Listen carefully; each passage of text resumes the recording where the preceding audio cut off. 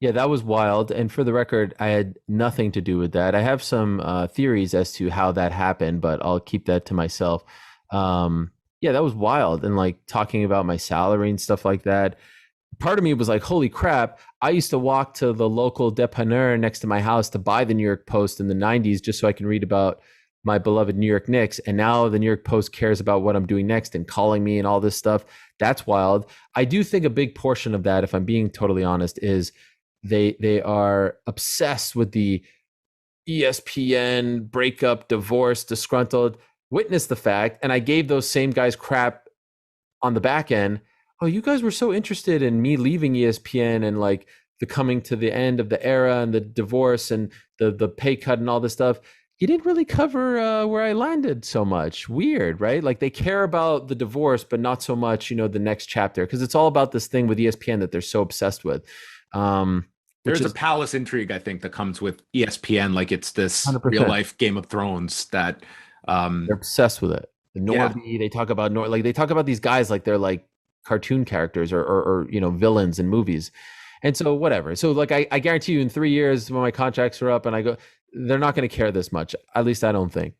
Um, but yeah, it was wild. It was also wild the day that I announced that I was leaving.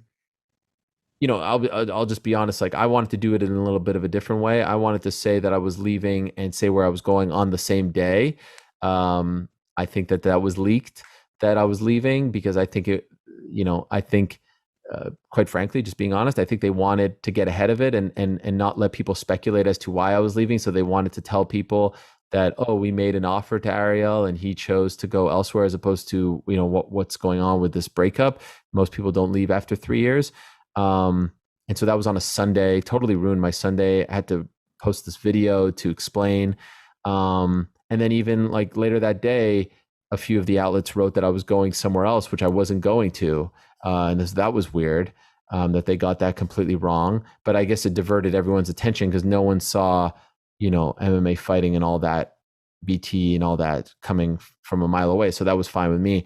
But yeah, it was a little bit weird. And, my friends would hit me up and my parents and all that stuff. But, that stuff doesn't bother me as much. It's more the stuff like, people talking about my career, like I can't believe, and I know this thing is going to take a life of its own over years and for years. Like, I just can't believe that the UFC 199 thing continues to be retold in a 100% inaccurate way. Like I saw someone do a little rant on this recently, saying that the reason why the UFC doesn't like Ariel is because he was told backstage that Brock Lesnar was coming back and then there'll be an announcement, and then he went and wrote it up, and he broke that agreement. That never happened. That's well, let's one. be honest. A huge voice on a massive podcast put that out there, Yeah, it's and a it hundred was percent inaccurate. inaccurate.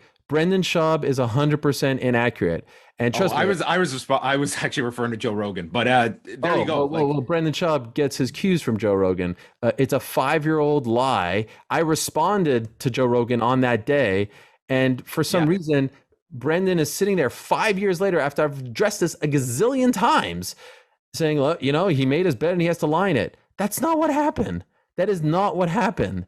I got it just like anyone gets any story, sources, like actual, media person. That's what you do, and I report it honestly. Hand to God, I had no idea there was going to be an announcement that night. I didn't know when they were going to announce it. I just get this information the same way Woj gets information, or Schefter, or any reporter under any sun gets information. I report it. No one told me. You know how many times I've been told things off the record? You know how many times I've been told things in the vault? You can't repeat this. If I would have broken that trust once in my career, I'm done. You know what I mean? If someone would have told me that off the record, you know how many times I was told things off the record at Fox that I couldn't talk about and I didn't talk about, and I, kept that promise? Of course I'm keeping that promise. Nothing is bigger than breaking someone's trust. Like, you would never do that if you're a journalist that's worth his salt. So that did not happen. And it drives me nuts to hear people retell that story. So that didn't happen. And then, while we're addressing it, like, and then he sits on his chair and he's like, I've heard from a million people in the industry that Ariel's the worst to work with and he's a nightmare behind the scenes. And like, you could say what you want about me as as a reporter. You could talk about my salary. You could talk about me in New York Post, but like that actually like hurts my heart because I've really tried to help a lot of people. I've really tried to be the best teammate possible. I've tried to be loyal. And I think most people would vouch for that I've worked with.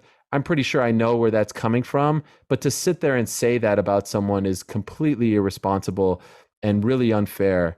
I would love for him to say any of that to my face. And by the way, I mean, just very two-faced and very, very disappointing to hear that. I have really, really tried to be a great teammate and to help people and to prop others up and to be a part of a team. I don't want to go solo. I mean, one of the main things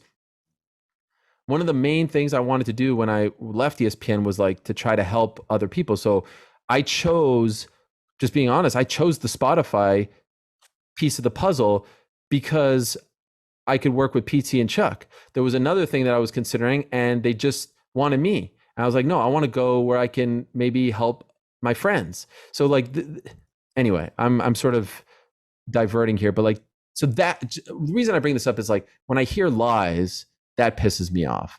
When I hear, Luke Thomas say that I try to, sabotage him on the MMA Hour and stuff like that, that pisses me off because that never happened. I never told a soul not to go on that show on my life. We're on at the same time. And if you both reach out to Demetrius Johnson and he wants to go on one show over the other, that's not on me. That's just going head to head with someone. I never, ever, ever on my life told someone not to go. And he continues to repeat this lie and other stuff. Like I have no issues with it. I think he does a great job as a journalist. I have no beef with him at all. And so when I see people make up lies, that drives me nuts. It really does. It doesn't drive me nuts. It's disappointing. It's a bummer. But when I see people talk about my career, like you take that as a compliment. People care, and that's that. I mean, I can just say for myself, like you and I have never technically worked together, but you have, privately helped me out during some, difficult parts of my career. Just have always responded to me and given me, honestly, like a lot of great advice over the years. Yeah, no, I appreciate that. It's just like you sit there and you listen to this guy who I've hardly interacted with say that he's heard from a million people that I'm a nightmare to work with backstage. Like I would beg him to actually call the people that I worked with at any spot, anywhere, Fox, Vox, ESPN, and ask them if I was a nightmare. Ask them what kind of a colleague I was, a teammate. Not people who are trying to, stab me in the back. Not people who are trying to take my job. Like my actual real teammates and colleagues and friends. Ask them what kind of a teammate I was or am. So that stuff pisses me off. That stuff's a bummer. But the stuff about like, oh, where's he going? This and that, like, I just try to, it gives you anxiety and it makes you like a little bit flustered. But then you're like, hey, 10 years ago, no one cared about me. So, maybe this is a sign that I'm doing things right.